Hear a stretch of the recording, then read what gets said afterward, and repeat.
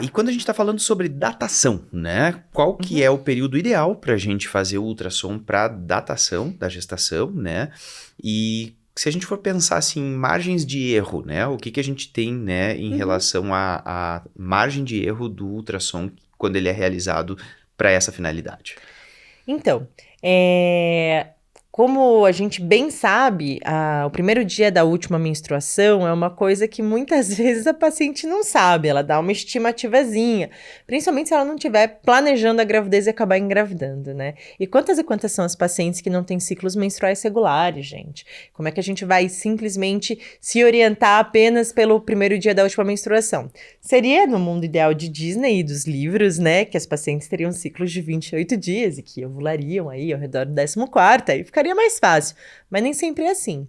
Então, o ideal é que a gente solicite aí uma primeira ultrassonografia obstétrica, não tão precoce, gente, porque a gente tem que lembrar que no começo da gravidez a gente não vê nada no ultrassom, a gente só vai gerar ansiedade para a paciente, para o casal, e a gente não vai conseguir datar. Então, o ideal é que a gente tente fazer essa solicitação ao redor de 6, 7 semanas do atraso menstrual para conseguir ver embrião. Antes disso, lá na 5ª semana, em geral, a gente vai ver só o saco gestacional, que até pode ajudar numa estimativa, mas que não é a melhor forma de fazer aí a datação. Então, Além de gerar ansiedade, né? Porque... total, né? Vai ter que repetir aí em 7, 10 dias para ver se apareceu o embrião, Isso, né? já fica aquela coisa, mas eu não vi um embrião, e agora, né? Aí Então, entra no Google, né? E aí vê gravidez anembrionada, gestação hidrópica, ou de tudo, né? A gente pode acabar vendo. Então, estressa, né? Estressa a paciente. é muito importante, eu acho, que o obstetra virar pra tua paciente, do teu consultório privado, do SUS, da onde for, a tua amiga no elevador que te contou que tava grávida, você fala, cara, calma, respira.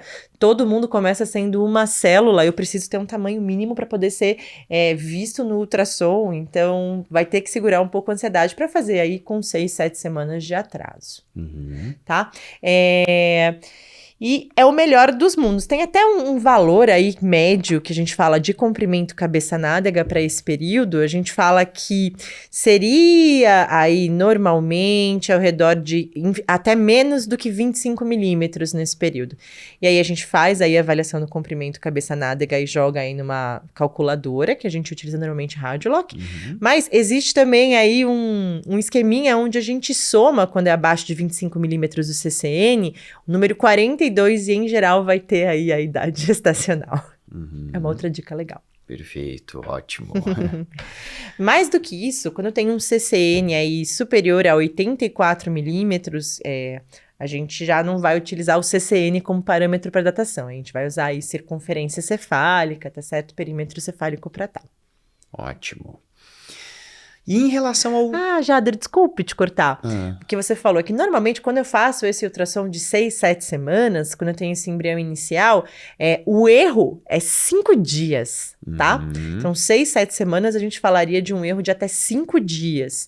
Aí quando eu falo desse ultrassom aí do primeiro trimestre, que a gente fala, a gente vai aí até umas 10 semanas falar, ok, até 7 dias de erro, tá? Mas esse ultrassom de 6, 7 semanas, ele é super preciso e até 5 dias de erro entre data da última menstruação e o primeiro ultrassom. Maravilhoso, né? Se a gente for pensar do ponto de vista obstétrico, isso aí é... Perfeito. Perfeito, exatamente.